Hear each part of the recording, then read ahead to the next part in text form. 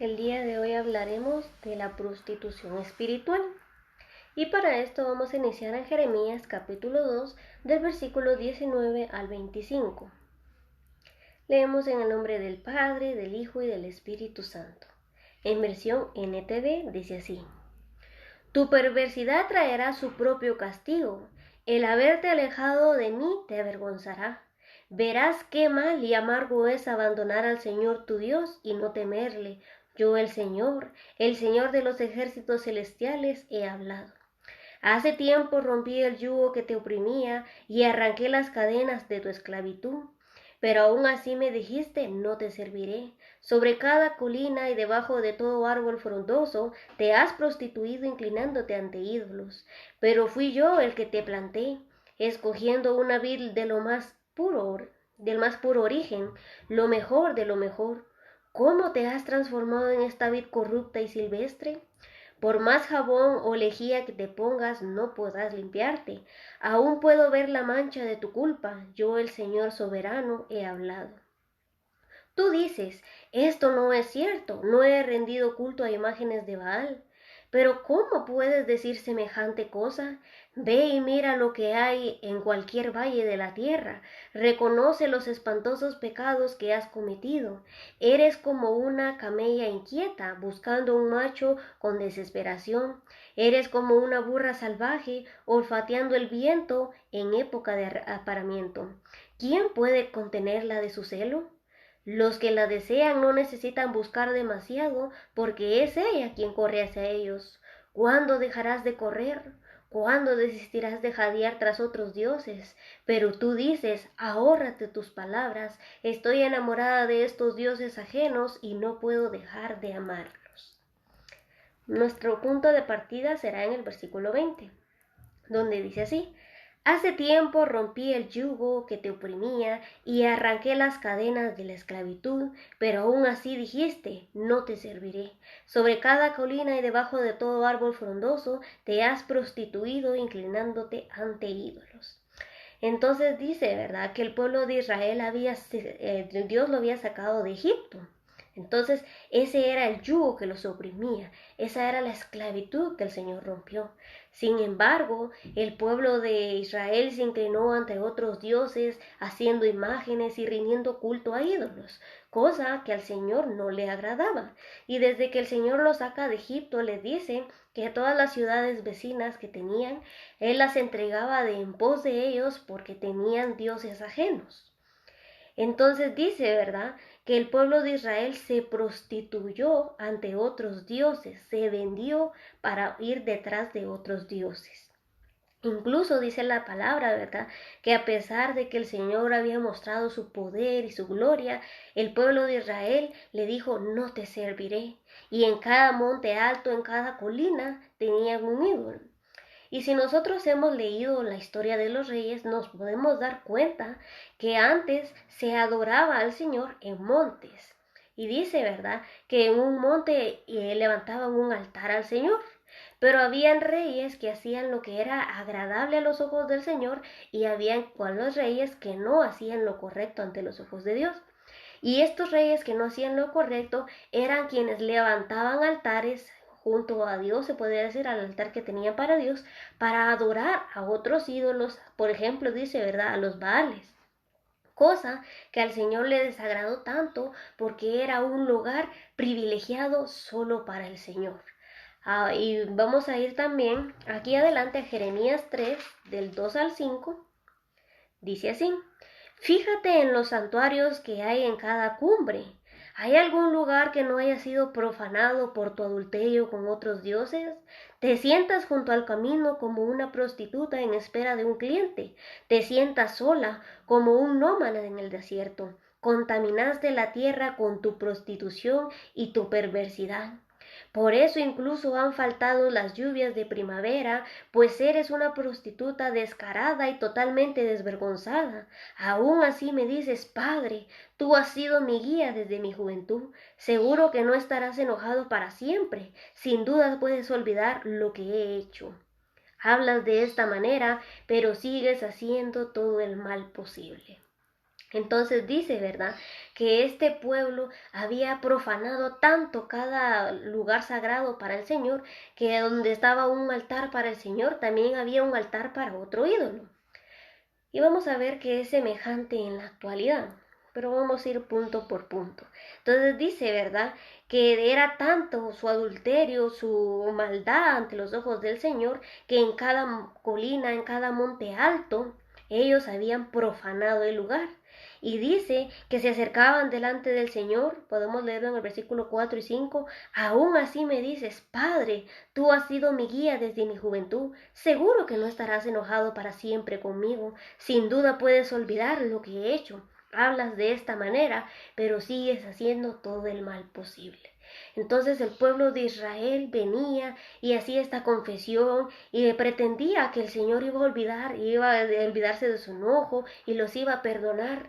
Pero ¿qué era lo que ellos tenían? No cambiaban. Ellos seguían rindiendo otro culto. Por ejemplo, ¿verdad? Ellos conocían que Dios es poderoso y Dios los había hecho ganar batallas, los había sacado de Egipto con manos victoriosas. Incluso dice que los egipcios se despojaron de toda su riqueza dándolo a los israelitas.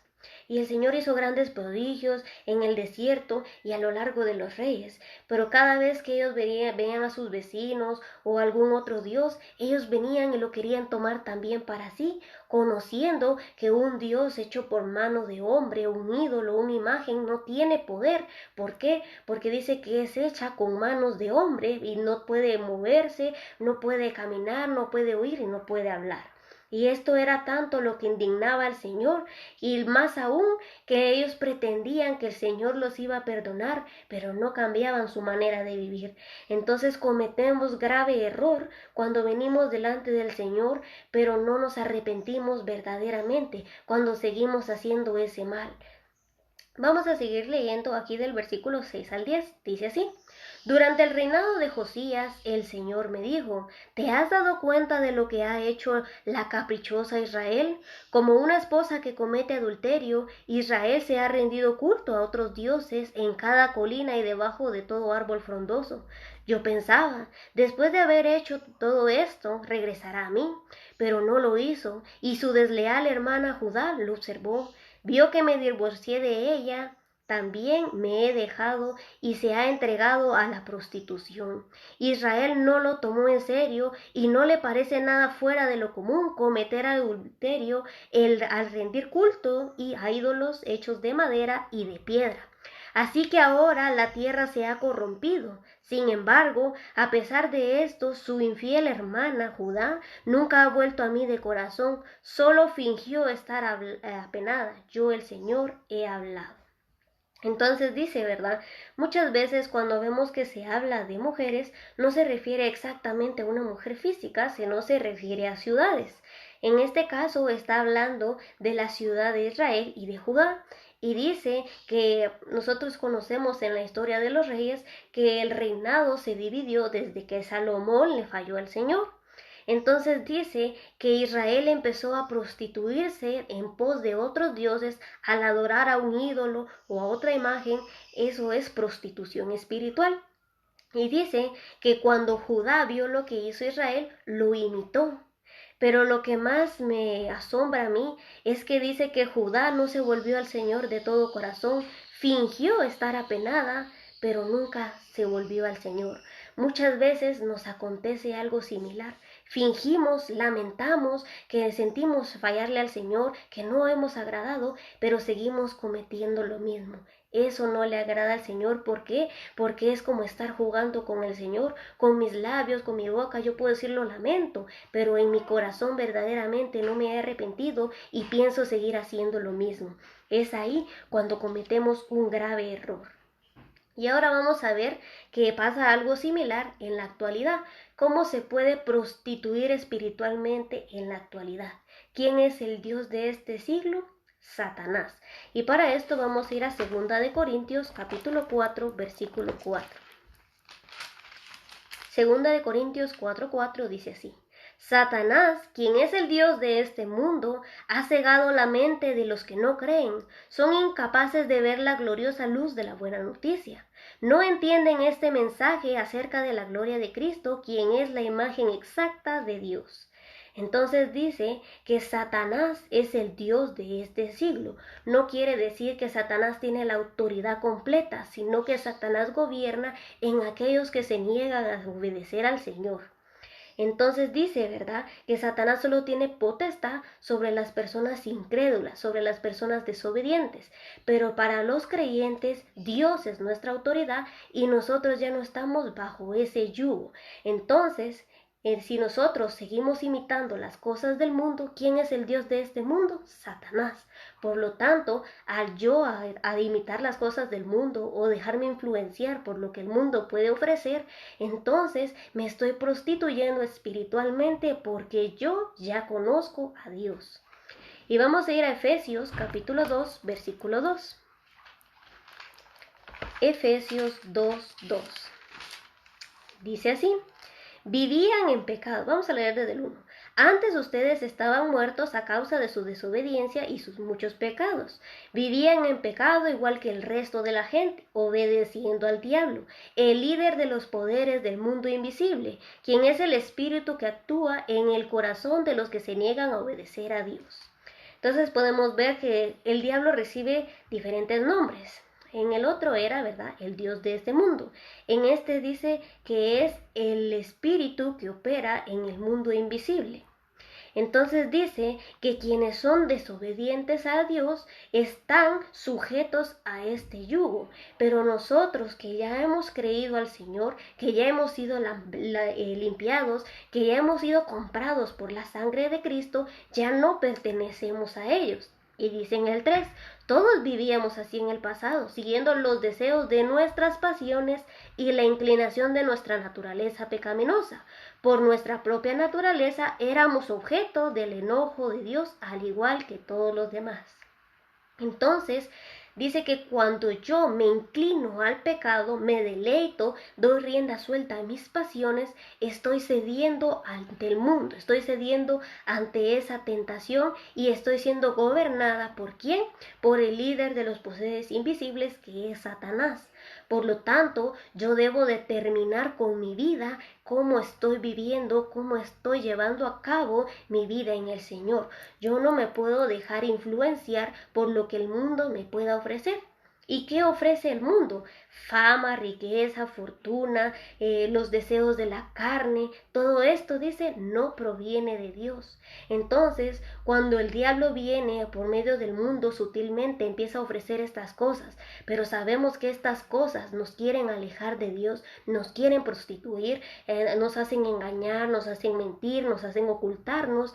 Todas estas cosas nos están alejando del Señor y es ahí cuando empezamos a prostituirnos.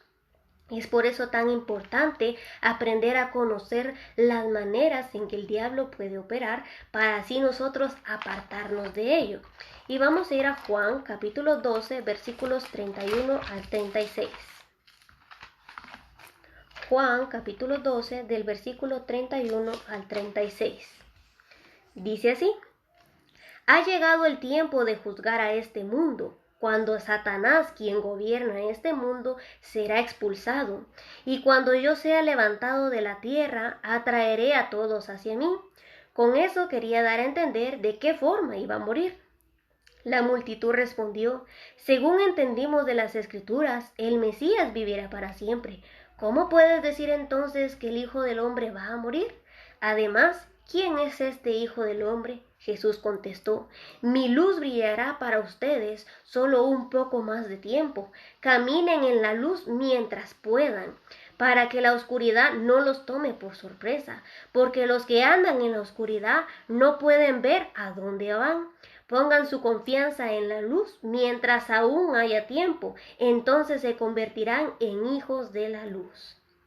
Entonces dice, ¿verdad?, que hasta el momento en que sea la segunda venida del Señor Jesús, todo dominio en el mundo le pertenece a Satanás. Dice, ha llegado el tiempo de juzgar a este mundo cuando Satanás, quien gobierna este mundo, será expulsado.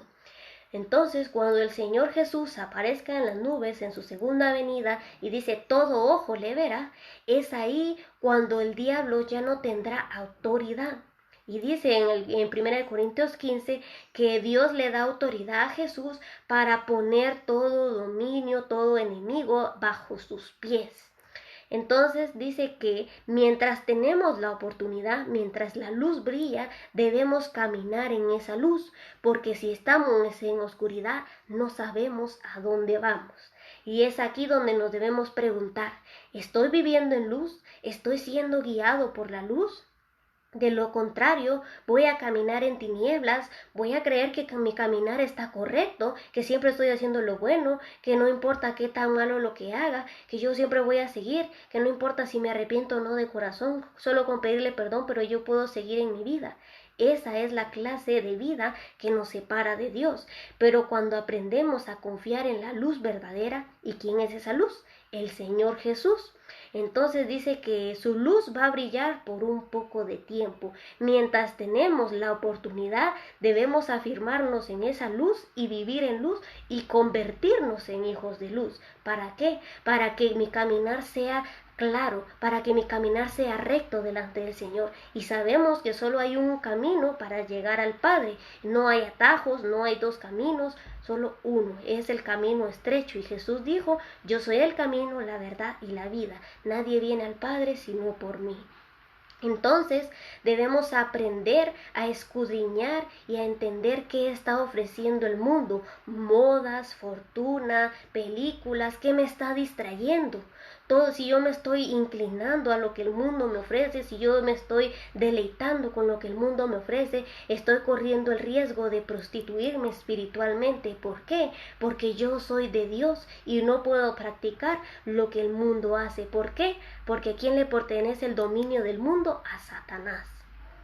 Ahora vamos a ir a Santiago 1:8. En otra versión aquí habla de personas de doble ánimo. Entonces en esta versión me gusta porque vamos a ver quiénes son esas personas de doble ánimo. Santiago capítulo 1 versículo 8 dice así: su lealtad está dividida entre Dios y el mundo y son inestables en todo lo que hacen. No podemos pretender servir a Dios y deleitarnos con lo que el mundo nos ofrece. ¿Cómo se deleita mi carne cuando mi carne siente satisfecha por lo que el mundo ofrece? Pero mi espíritu me está diciendo, esto no le agrada al Señor. Entonces, cuando yo pretendo estar con un pie en el mundo y con un pie en Dios, no se puede. Me estoy engañando a mí mismo porque eso no es verdad.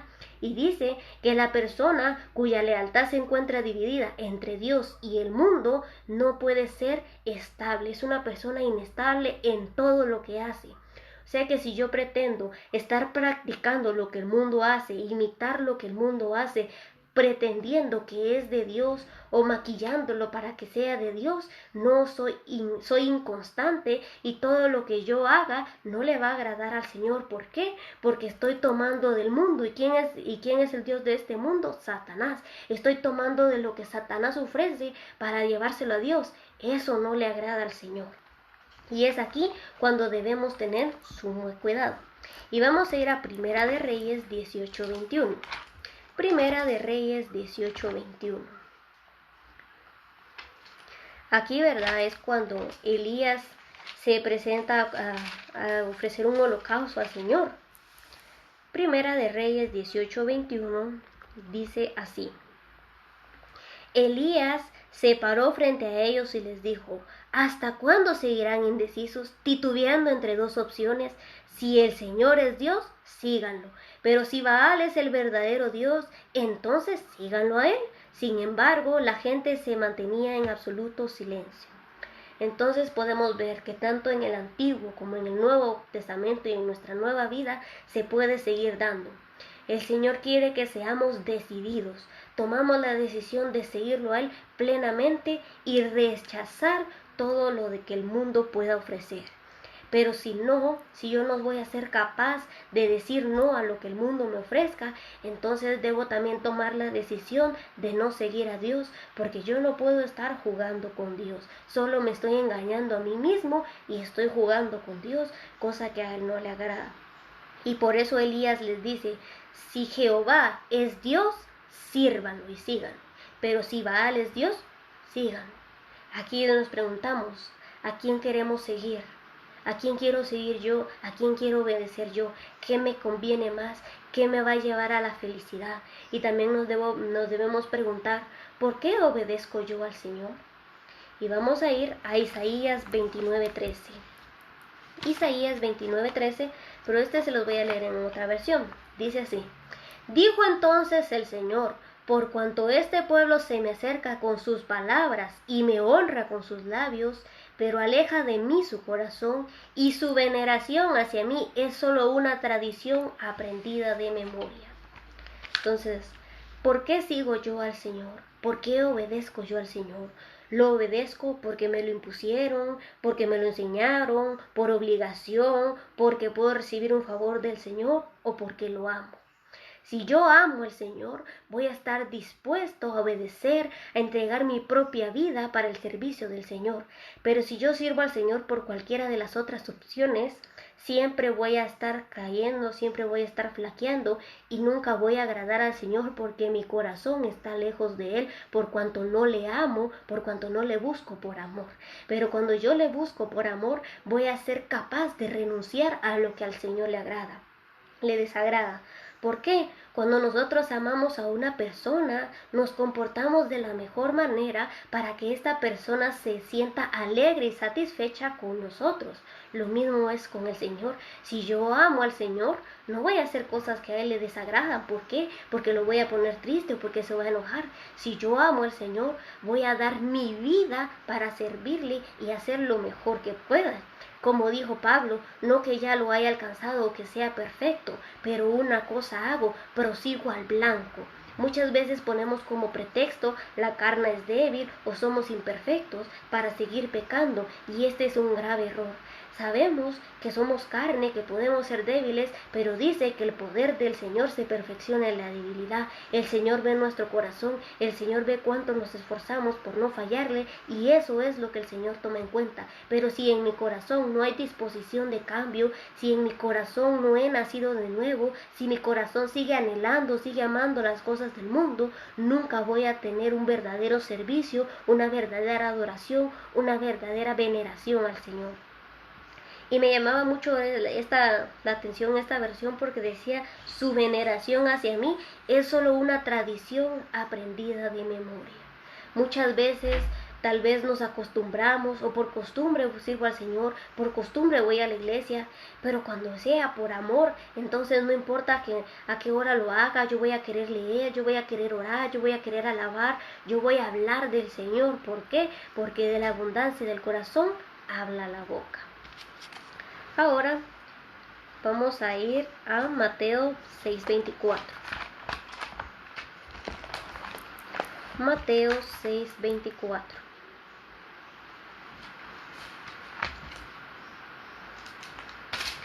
Dice así: nadie puede servir a dos amos, pues odiará a uno y amará al otro, será leal a uno y despreciará a otro.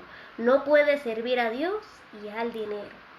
Entonces, muchas veces la riqueza llega a corromper, llega a crear envidia, avaricia o tantas cosas, o cuando no se sabe que el Señor es quien nos bendice, se usa el dinero para vicios, se usa el dinero para adulterar, se usa el dinero para hacer cosas que al Señor no le agradan. Y es por eso importante que aprendamos a ser agradecidos con lo que el Señor nos da. No quiero decir que la bendición sea mala, pero cuando la bendición no proviene de Dios, nos va a llevar a la destrucción. Cuando no aprendemos a ser agradecidos con lo mucho o lo poco que tengamos en el Señor, vamos a caer en graves errores. Y por eso dice que no podemos servir a Dios y a la riqueza, porque vamos a amar a uno y aborrecer al otro. ¿Y en qué manera puedo reconocer yo a quién estoy amando? Cuando yo trabajo 8, 10, 12 horas y no le dedico una hora, media hora al día al Señor. Cuando yo me esfuerzo tanto en trabajar, pero estoy descuidando mi relación con Dios. Es ahí cuando estamos sirviendo ¿a quién? Al Dios, al dinero. Es ahí cuando me estoy prostituyendo. Ahora vamos a ir a Santiago 4:4. Santiago 4:4.